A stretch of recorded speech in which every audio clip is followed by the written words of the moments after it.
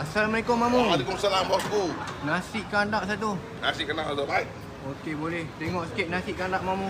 Nasi kandak Tok Datuk mai nama. Tok Nadok. Tok Nadok. Okey. Kuah campur satu mamu. Wah campur ah. Tengok sikit kuah campur mamu macam ni. Ui, menarik ni ya Allah. Hai. Baru buka mamu ini kedai. Buka 2 minggu je. Dekat Penang luar pulau. Baik. Okey mamu, lauk lam sheng ada lam sheng. Lam cheng ada. Bagi satu lam sheng. Berapa ringgit lam sheng seketul? Lam cheng. Ui, Besar gajah ni. Gajah, RM25 saja. RM25. Sotong mamu, sotong mamu. Sotong sikit. Sotong. Ui, masak apa ni? Kari Kari.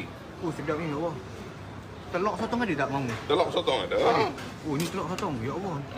Lembut-lembut telur sotong dia. Ya. Okey, lagi. Alhamdulillah, ya Allah. Kambing ni, kambing kurma Kambing kurma. Boleh lah kambing kurma sikit. Kambing kurma sikit. Telur dadah mamu. Telur dadah. Telur dadah. Mamu sini ada set buffet mamu. Ada set buffet RM8.90 boleh tambah unlimited. Oh, unlimited. Okey, nak burung puyuh sikit. Burung puyuh satu. Oh, ada set buffet RM8.9 saja Lepas tu telur masin bendi. Telur masin bendi. Telur masin bendi. Oh, Masin baiklah mamu joki. bendi. Sebelah tu apa? Kari ayam. Ayam ros. Ayam ros boleh mamu. Itu Ayam apa? bawang. Ayam bawang boleh. Ayam goreng pun boleh. Ayam goreng. Mamu letak kobe sikit mamu, kobe Kobe sikit. sikit. Oh, so sayur sikit. Baik. Last sekali mamu saya nak ikan mamu, Ikan. Ikan. Terlapuk ke atas nasi. Sap. Sap, surprise. Tengok sikit mamu, nasi kandak.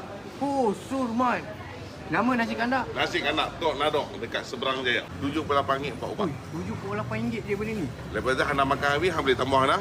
Wah, ni set buffet lah. Set buffet juga. Yang ni semua add on. Kalau lepas ni rasa nak makan lagi, boleh ambil yang set buffet tu. No problem. RM78 semua ni. RM78.